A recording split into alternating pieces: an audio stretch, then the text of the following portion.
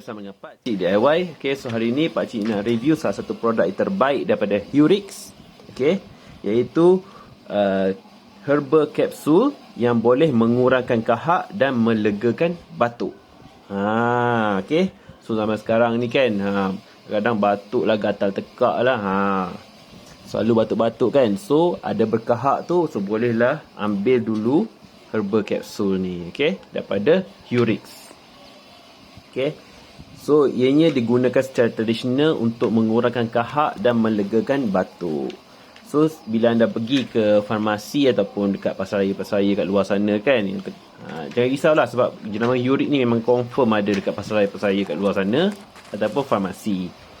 So anda boleh dapatkan 2 papan ni pada harga RM25.80.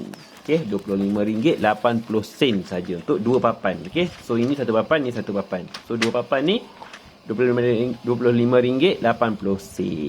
Okay, so dia punya apa yang pentingnya bila anda belikan ubat-ubat tradisional seperti ini, nombor 1 kena ada sijil halal. Okay, sijil halal dan juga mempunyai MAL number, maksudnya dia berdaftar dengan Kementerian Kesihatan. Okay, so satu papan ada 12 kapsul. Okay, 12 kapsul. Tengok kapsul dia. Macam ni lah kapsul dia. Okay, ubat dia boleh, maksudnya yang senang telan je lah, tak adalah besar sangat kan. So dos dia untuk dewasa hanya perlu ambil 3 kapsul sekali,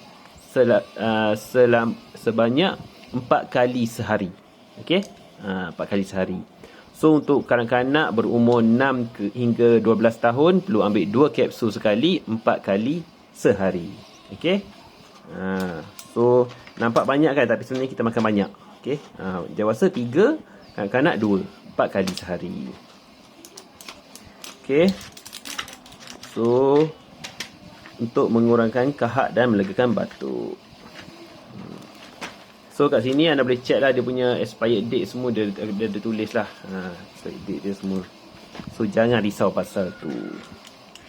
Okay, so itu sajalah untuk review kali ni. Jika anda nak dapatkan produk Hurix yang terbaik ni, bolehlah pergi ke pasar raya ataupun farmasi yang berdekatan rumah anda. Okay, 2 papan RM25.80 je. Okay, boleh mengurangkan kahak dan melegakan batuk. Okay, produk Hurix ni memang dah terkenal, so tak perlu risau lah. Tak perlu risau. Okay, memang dah terkenal lah. Lagipun dia berdaftar dengan KKM. Okay, ada MAL number. Okay, so itu saja untuk review kali ni. Jangan lupa dapatkan produk Hurix yang terbaik ni.